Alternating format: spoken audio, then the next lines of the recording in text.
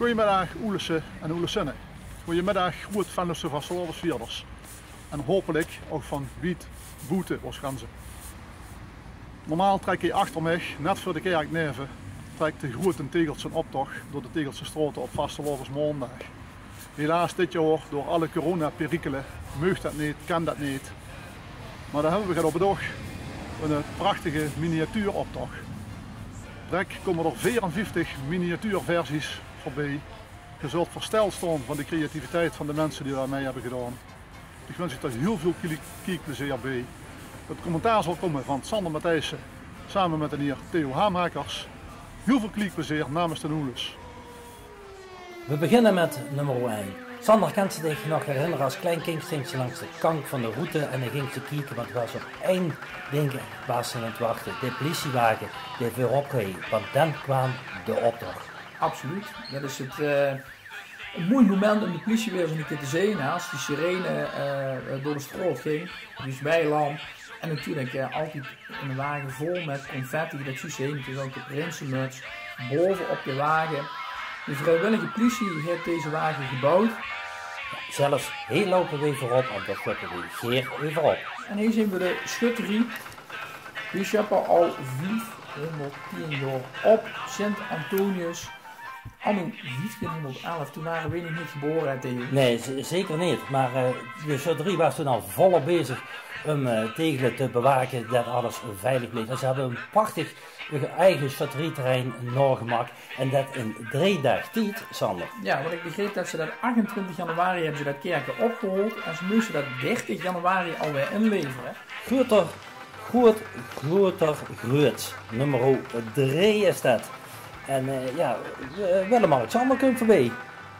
Ja, de wagen is gemaakt door Femke, Nienke, Jeroen en Veronique, als ik het goed heb, van den Heuvel. Een ganse familie die aan de slag is gegaan met dit geweldige idee. En die hebben de prins, of de koning moeten we dan beter zeggen, op de wagen zetten. En wie ook een liedje bezig is natuurlijk de ketelaars met Eure Vos, Lucifer, Bram Schouwenberg boven op de wagen als een Lego pupje. En het mooie hier aan Theo is dat ze echt een duvels maken, een miniatuurvorm hebben we nog gemaakt. Tot in detail toe, waanzinnig om ook te zien wie ze dat gemaakt hebben. Helaas, het keertergericht ging niet door, maar ik denk dat er door het coronavirus bij de komende keertergericht nog wel aandacht aan besteed gaat worden. Ja. Wat ze ons aangedaan hebben. En ze waren in de zomer al als een van de eerste die aangaven niks te zullen doen. Het keertergericht inderdaad afgelast. En dan gaan we naar nummer 5. Goed Heidhuizen, Leun Beurskes. En dat hebben een kanon gemaakt, want dat wil corona de wereld uitscheten. Ja, wie wil dat nu niet, zo zoals zeggen. Pleun is een nichtje van John Beurskes, Oelesprins in 2009. Ja, laten we hopen, Sander, dat het kanon op de 11e en de 11e weer echt moet zitten. En zou het dan ook zien naar ome John zien dat we dan net achter het kanon dat weet ik. Dat zou zeker kennen. Snel gaan we verder met nummer 7 op. Shoppen kost niks. We hebben het antivirusrecept gevonden. En dat zeggen Vince en Erik. Ja, het zien de kinderen van de Lapswens. En de Lapswens kennen we natuurlijk allemaal van die grote wagens die ze ieder jaar en al jarenlang bouwen voor een Tegelse optocht. Die doen straks natuurlijk ook nog mee. Maar hey, de kinderen. En bij de jeugd heeft het de toekomst. We zeggen dat zo duikt. Maar dat is helemaal echt het geval. Kijk eens wat een pronkstuk.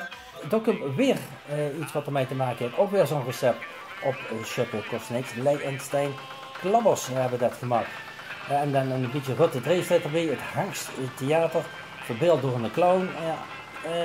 En een smakelijke coronasoep hebben ze ervan gemaakt. Ja, Rutte die moet natuurlijk er ook nog wat van zien te brouwen met zijn kabinet. We zien bij nummer 9 aanbeland en de wagen is van Tom Dings. Die familie zien we nog een aantal keren terug, want ook de zus en de broer van Tom doen nog mee. Ze hebben het mooi opgedeeld. Ik heb de knuip af en dat is misschien maar een hele oude uitdrukking in Tegelen, Theo. Zeker, want de bedoelde mij, ik wil er klaar mee. En waar is er klaar mee? Hij heeft wekenlang geklust, want hij is verwoest. En ondertussen is er zo nu van, hij zit op de bank naar de optocht te kijken en hij heeft gewoon de knuip af. Laten we het vooral niet over stoppen hebben, maar over mensen die de eerste keer meedoen. Dan zien we de familie Schreurs toekomst genoemd. Opa Hans waar natuurlijk in het verleden een keer prins van Tegelen, van de Oelers. En zijn kleinkinderen doen mee, die kregen het virus van opa, die natuurlijk actief deel is van FC Oranje, met de paplepel ingegeven. En kijk eens, een hele gezonde wagen. Ja, ze werden een keer gezond de vaste lovend door. Nummer 12, in het Jongemerdal. Door gewoon de kabouters en elfjes feesten, dat zeggen dikwijls zelf. Geen vastlovend in 2021, dit geluid in sprookjes, zeggen ze van. Ze vieren gewoon lekker door. En het mooie is dat deze wagen, zeg maar, het ganse land een beetje is doorgetrokken. Van Belfort naar Tegelen, dat is natuurlijk niet het ganse land, maar er is al nog gebouwd in Rotterdam aan deze wagen.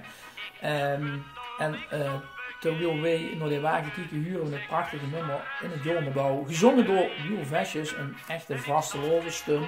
Genne optocht zonder levende muziek. Joekskapel, patat en nelke. En ze hebben een fantastische vrachtwagen nagemaakt waar ze altijd op staan. En kijk eens naar de details. Ze staan er allemaal op, de leien van de Joekskapel. Herkenbaar ook nog eens. De wagen is met zorg gemaakt. En wie zich ook zegt, ja, we gaan een optocht zonder muziek. Vastlovend stikt de kop op. Pierre Vullings. Op Facebook hebben we kunnen volgen die hij de wagen in elkaar heeft gemaakt. Want hij had er een eigen vlog over gedaan. Kijk eens even wat er prachtig het aard, het gemeentehuis, de kerk, een fantastische vlog. Ja. En overigens niet alleen Facebook, hij is ook bij de KRO geweest, hè, de Nederlandse televisie, hard voor carnaval, een reportageserie die de week voor de vaststelling is uitgezonden, door zo'n Pierre ook en jarenlang jurylid. Ook present is natuurlijk de Beerpiep. Misschien altijd aanwezig sinds de oprichting in de optocht. Natuurlijk altijd met de moeilijkheid met de Roodswagen, maar ook met de jeugdwagen. En ze zouden eigenlijk komend jaar ook een jubileum vieren. 5 keer 11 jaar al de kleuren groen en wit in het tegelse. De voorzitter bleek dus ook nog redelijk creatief en handig te zien met zijn handjes, want hij heeft inderdaad 2 wagens gebouwd. Zowel de wagen voor de jeugd als de wagen voor de grote Beerpiep. En zeer creatief. Het ligt nog wel een beetje zo aan die snoetjes te zijn, heb ik het idee. Opschuppen meug dit jaar natuurlijk. En dat duidt ook de volgende groep. Kaboute de stad. Ja, heel bijzonder. We hebben 2 deelnemers uit het Venlusse. Dit is de wagen van Team Versieren met een veer. En dat zien Tony en Henk Geraerts. En dat zie je misschien niet direct wel. Maar als we de naam Geer van de Veer en Versierhoes nemen, dan werd het rijnend. Zeker. En dan moet ik het ook in het Venlo zeggen, Sander. Het is een wagen met heel veel goud. Want alles is van goud en een vastelovendshert, zeggen ze. Ja, en ze zien natuurlijk zwaar getroffen, hè, want ze zitten ook in een lockdown. De winkel is dicht. Het is natuurlijk een feestwinkel en een vastlovenswinkel. Dus ze hebben ook producten die in deze teams nog eigenlijk verkocht moeten worden. De zaten eitjes. De kinder van zaad op het ei. En wie miniaturen naar de vastlovend 2022. En hoe doen ze dat dan? Kijk eens, de clown bovenop. Er is een grote verrekijker op de oude stand. Die kijkt alvast vooruit, want die zaten eitjes. Die wonen zelfs trouwens, waar ze bouwen langs de optogroute. En die willen natuurlijk van jou weer geerponken als ze langskomen met hun eigen creatie. Ja, wat gebouwd is in een weekend, dat weet ik zeker, dat is deze wagen. Dat is de wagen van de eerste Groot-Venlose toersnaar, Jakker Ingels, woonachtig in Aarsen. Hij is lid van de Tiertourte uit Lom, vandoor ook de grote theepot. Hij is ook lid van de Keienschieters, dus vandoor ook nog de keien op de wagen. En Jakker is een echte vaste lovensgek. En nummer 21, ja, wat is een optocht zonder gaat? Dit huurt er nu ook een beetje bij. En dat zit Marie-Jean Thijssen. Het gaat van de optocht heeft het gemak. En wie heeft het dan gemaakt? Er is een wagen voorop en de wagen die er nog komt. En hij heeft het ook uitgebeeld met de corona. De kroon sloeg een gaat in de vastlovend. Ik sloeg er geen gaat meer in. Maar de Noelus is niet voor een gaat te vangen. Ja, dan huren we het liedje Zutjes aan op de achtergrond. Natuurlijk toepasselijk omdat ze rustig aan moeten doen. Maar wellicht was het liedje een gaat alweer een gaat ook wel toepasselijk geweest.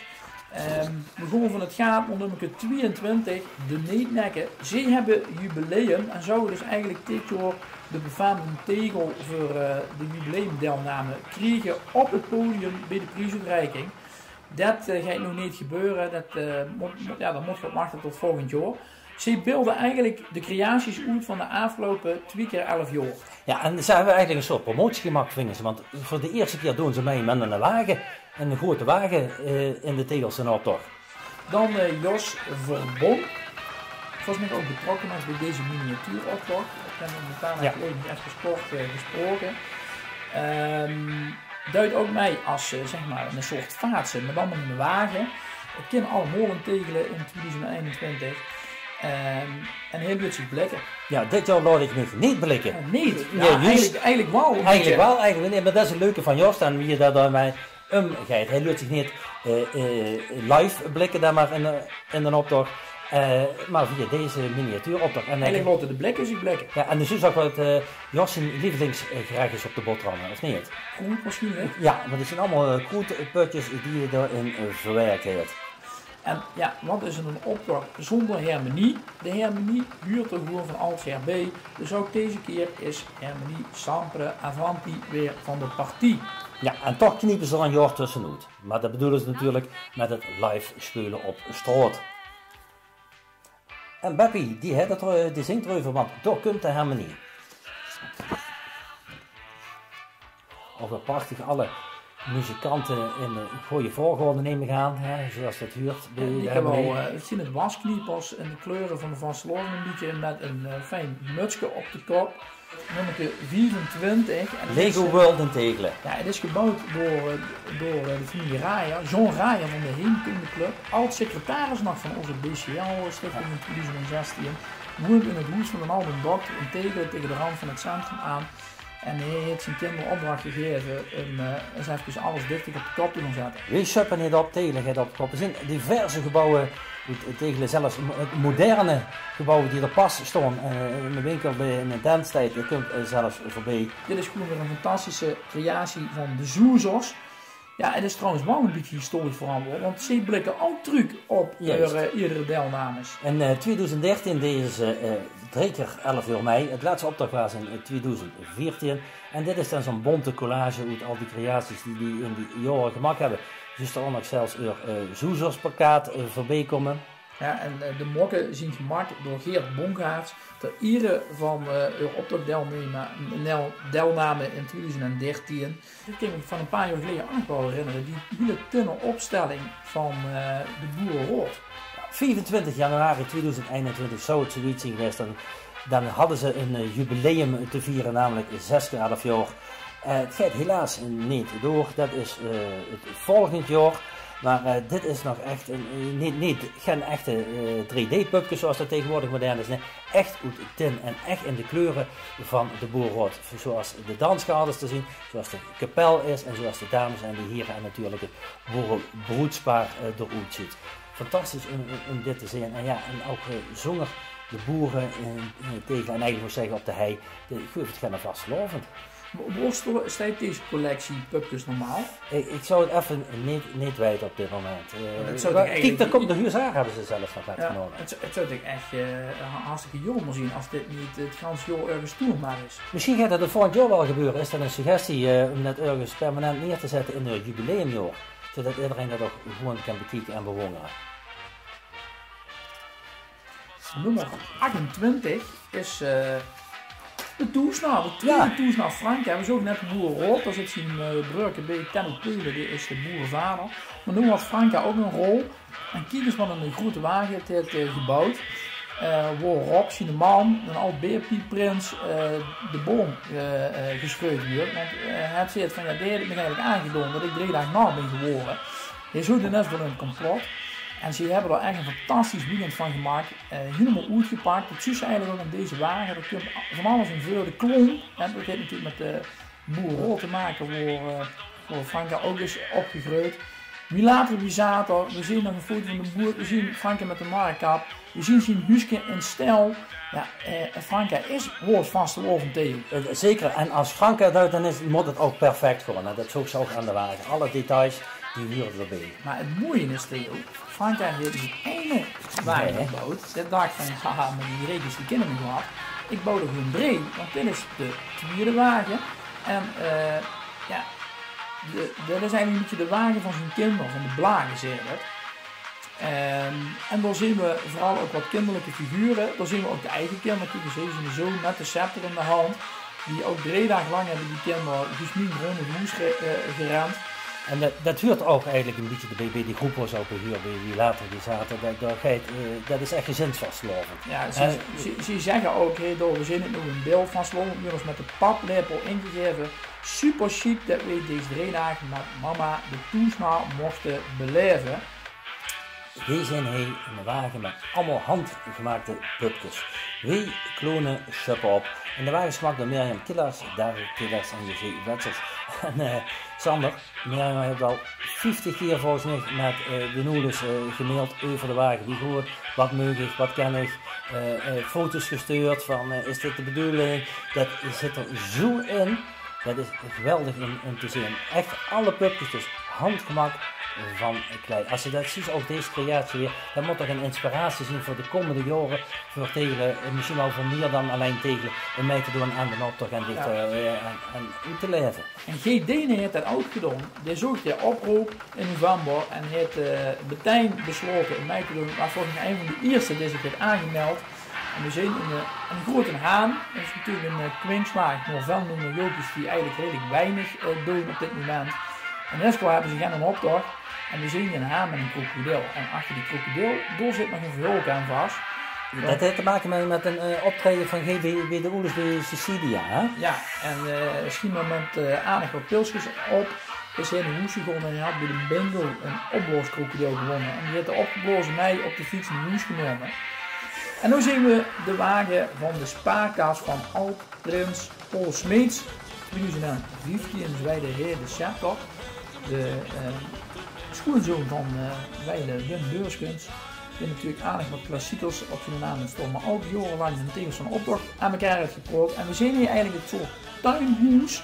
Wat Paul bij hem in een hoofd stond, waar ieder jaar voor een oedersbal een Paul bal is. Ja, hutje mutje druk is het hele bal en het tuinhoes. En die baren hadden ook groter dan de café. Ja, die komen er altijd bij. Dat zijn ook de jongens van die later natuurlijk. Om zich voor te bereiden op het Oeders Prinsenbal. En dan roepen ze ook altijd in een prinshoed. En het leuke is, dat is altijd dezelfde prins. Namelijk Kijk, Smeets de zesde. We zijn al aangekomen bij nummer 32. En van welke groep is dit, Theo? Dit is de Bestungskus. En ook vastlovendheid dit op de shop. Ja, we zien voorop natuurlijk zo'n grote shop. En dan trekken die zich makkelijk. En Sander de Ruizen die hebben 4 bladzijden ingestuurd met een handleiding van wat er allemaal beweegt en wat ze aan moest duwen. En wie het allemaal aangezet moet weer. En het is het ook. Het is weer een fantastische tijd. Het beweegt ook heel weer. Geweldig veel tijd ingestoken om zo'n fantastische creatie te maken. En we zijn al aanbeland bij nummer 33. Een wagen waarop de prins staat, maar ook volgens Lucifer. En die veulen zich in de wolken. Ja, de stijler Wulfjes zien het. Stijl en Telen stonden samen strolend aan de hemel zoals Maria. Natuurlijk op de achtergrond dat ook zingen als ik een sterke was. De maan, dat is dan de Oedersprins en de sterkjes volgens Lucifer en die draaien toch lekker door deze waslovend. Ja, en ook hier zien we papier-maché. Eigenlijk alle klassieke elementen. Ja, de bouwvormen die normaal weer gebroed, zien we ook echt terug bij deze miniatuuroptocht. Sander, herkent ze de stiel op deze wagen? Ja, dit is van Jos Kriemers. En Jos Kriemers heeft de opsteker afgelopen jaar mogen maken. Hij is kunstenaar en hij maakt beelden en vanuit een van zijn creaties, van een van zijn 3D-beelden, is een opsteker gemaakt. Dat is volgens mij nog een hele uitdaging geweest om tot een opsteker te komen als spelletje. Zeker. En voor deze miniatuuroptocht is er landelijke belangstelling, maar er is ook landelijke belangstelling voor de opsteker van Jos, want die is zelfs opgestuurd naar Mark Rutte en we hebben zelfs een foto gezien van Hugo de Jong, waar hij ook de opsteker liet zien. En de volgende groep. Dat zien jongen een vaste waarde in onze Theelse optocht natuurlijk altijd met een wagen. Ja, en ze willen niet opzetten, maar ze slaan een jaar over. En dus is gewoon echt overslaan. Het is een tennisveld, als we vanuit de ene naar de andere kant naar elkaar kan ze overslaan. Ja, en sommige jongen kennen we ook omdat die ieder jaar een grote wagen bouwen. Hebben zelfs een eigen nummer gemaakt toen ze 11 jaar bestonden. En dus doen niet alleen in Tegelen doen ze aan optochten, maar dat doen ze natuurlijk in de ganse wereld. En een stukje Brazilië komt voorbij, namelijk door bijeen geschoeid gemaakt. Ze opteren op een vastelavond en niet nu in februari, maar dan gaan we gewoon naar de zomer toe. Ja, goed, en mocht dat dan helemaal niet gevierd worden, ik vroeg me aan of de vastelavond echt in de zomer moet vieren, dan hebben we natuurlijk altijd nog de vastelavond in Rotterdam, waar dat wel altijd in de zomer gevierd wordt. Dus wellicht dat deze club de trein kan pakken richting de havenstad en door lekker vastelavond te vieren. En laten we eerlijk zijn, Sander, die kleier die erbij huren bij de vastelavond passen ook beter in de zomer. Absoluut. En deze wagen is overigens helemaal gebouwd van klei, dus wat ik van de mensen in de ouders begrepen is dat dit ook knoeizwoer is. En klei, dat heeft natuurlijk ook historisch iets te maken met Tegelen, heb ik nog wel eens laten vertellen. Dus daarom nu, met nummer 37, nog echt tegels. En dit jaar gaan we met de hoes, vastelavond, vieren we gezellig toes. Allemaal woningen op elkaar gestapeld waar iedereen van uur toes vastelavond viert. En volgens mij is dat de hoogste wagen die we nu zien in deze miniatuuroptocht. Ja, ruim een meter hoog, heel stevig gemaakt. We hadden het net al een keer over de maker van de opsteker. Nu komen we voorbij de opsteker, uitgebeeld door de Hanenburgers en die komen uit Belfend. En ja, daar woont Jos Kremers ook. En zij hebben ze bedacht, met ons vastelavond gedacht, een opsteker om de pijn te verzachten. Ja, en op de achtergrond huren we ook over 1 jaar het liedje waar natuurlijk een beetje heimwee inzet. Want wij willen niet dat dit jaar heel snel voorbij gaat, zodat we volgend jaar wel lekker tegen over de kant kunnen staan. En dan echt een optocht te bewonderen. De Hanenburgers is al een vaste waarde in de Belveldse en ook in de Tegelse optochten al heel veel prijzen door de jaren heen. Ja, afgelopen jaar zelfs nog nummer 1 geworden bij die grote wagens in Tegelen. Ja, en dan kan ze ook zien dat ook voor die groepen dat het ook heel leuk is om mee te doen aan deze optocht, dat het toch het vastelavondshart blijft kloppen. Weer niet dit beeld houden, maar wel al jarenlang meeduidt in de Tegelse optocht. We hebben de kinderen van deze groep al voorbij zien komen, maar nu zien ze er dan echt op nummer 41 de mensen van de Lapswens. En ze zeggen, kijk ze kijken. En dat is eigenlijk wel grappig, want normaal stonden mensen even de kant te kijken. En nu stonden de pupjes op de wagen eigenlijk rond te kijken. En hopen dat volgend jaar weer iedereen langs de kant staat om te kijken. Ja. Nou, ook natuurlijk zeker de Lapswens, als ze dan weer meedoen met de grote wagens, waar ze al heel veel jaren de Tegelse optocht mee verrieken. En we gaan verder met ook een groep die een jubileum heeft, namelijk handbalvereniging Explosion. Ja, ze bestaan 50 jaar en ze zeggen, ja, we weten waar Abraham de Mosterd hoort en hebben een prachtige wagen gebouwd. Ja, kijk maar eens de Pop Mosterd. Natuurlijk in een handbal, je kunt het ook anders verwerkt in de wagen. Een echte handbal, hè? En een echte handbal, die natuurlijk wel verder bewerkt is. En de goal van het handballen Explosion, een bleugende vereniging met ruim 100 leden. Een wagen die een beetje al regionale belangstelling heeft gekregen op L1. Dit is van Ruud Zomer Dings.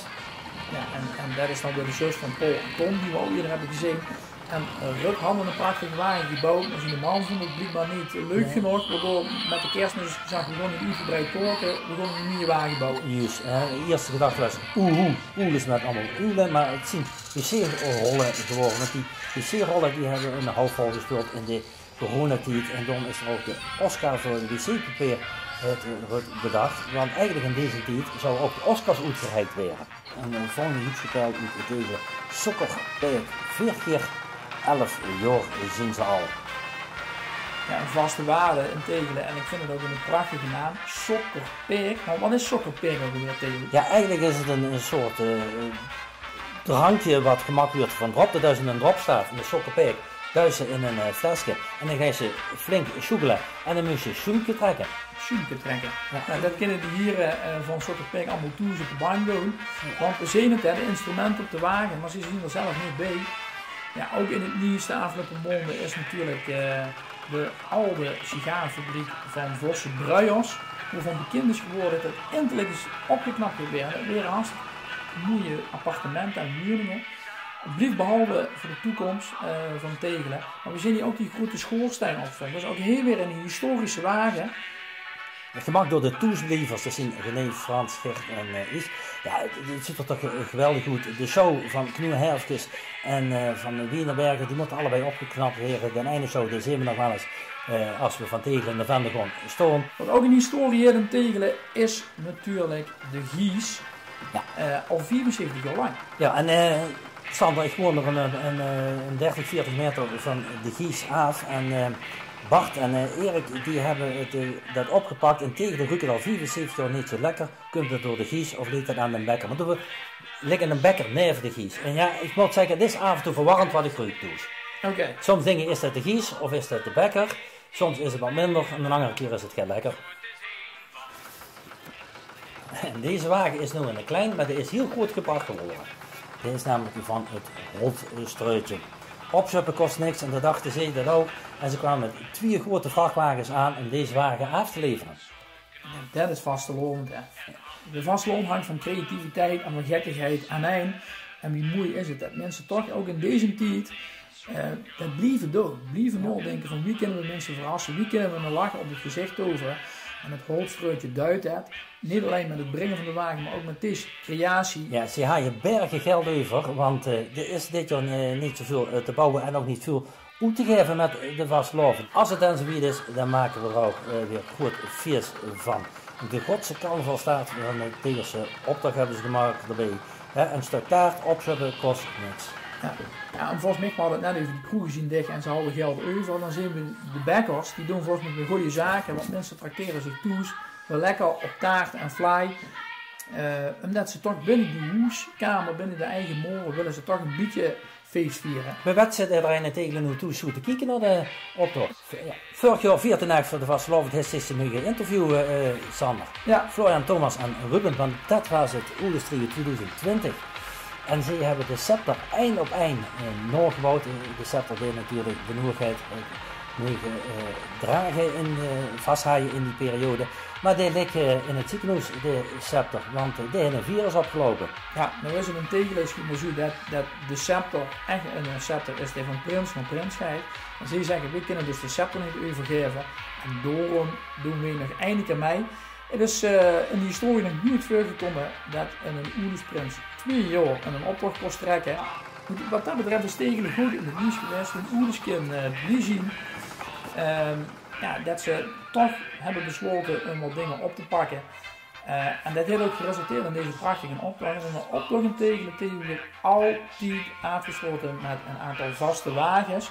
Oerles is in het gelukkige omstandigheid dat ze een paar prachtige wagens hebben. Een paar jaar geleden gebouwd door Cas. En hier zien we de jeugdprinsenwagen. Ja, en ook de Oerles zorgt er natuurlijk voor dat de vastgeloven in Tegelen dat er ook een gezonde basis moet ontstaan voor de toekomst. En vandaar ook Oerles toekomst in de wagen zo we net in beeld voorbij komen. Er staat nu nog een trio op, want dat is wel afgetrooid. En we kregen ook nog niet de Rot van Elf altijd actief met het organiseren om de vastelovend toch te behaaien voor Tegelen voor het Oerlesriek. Ja, en daarbovenop natuurlijk de Oerles. Een Oerles is een pulbeer, het symbool van de vereniging in Tegelen. En daarbovenin, daar zou Roynan moeten staan als volks. Nou, volgens mij staat de prinswagen ook erop. Ik ben er even kwijt. Maar in ieder geval, als je kijkt naar deze wagen, sinds een aantal jaren moet de Oerles ook weer snoep gooien in de optocht. Dus stond de bekjes met de snoep stond klaar, zodat de Rot van Elf er ook meer mee kan gooien. En de eerste week, Sander, door bovenin in de Oerles zou dan ook de vorst moeten staan. En we zien bij de laatste wagen, Sander, en is het niet zo, dit jaar was het, moeten we degelijk opzetten kost niks, maar als we deze miniatuuroptocht gezien hebben, dan kan ze toch alleen maar goed zien over wat er in Tegelen aan creativiteit gebracht is. Absoluut. En ik hoop dat het een inspiratie is geweest, niet alleen voor Tegelen, maar misschien voor mensen in gans Limburg die naar deze optocht hebben gekeken om ooit mee te doen aan de optocht. Want dat is toch een van de schoonste onderdelen van de vastelovend. Ja, en wellicht nog een suggestie voor volgend jaar voor het motto. Hij sticht het nog. En dat ze mensen maar vooral weer lekker creatief aan de slag mogen gaan. En ik ben zeer benieuwd, Theo, als we volgend jaar weer in het centrum staan, welke 3 dieren dan door boven op de keer staan. Dat is nu nog een grote vraag voor ons.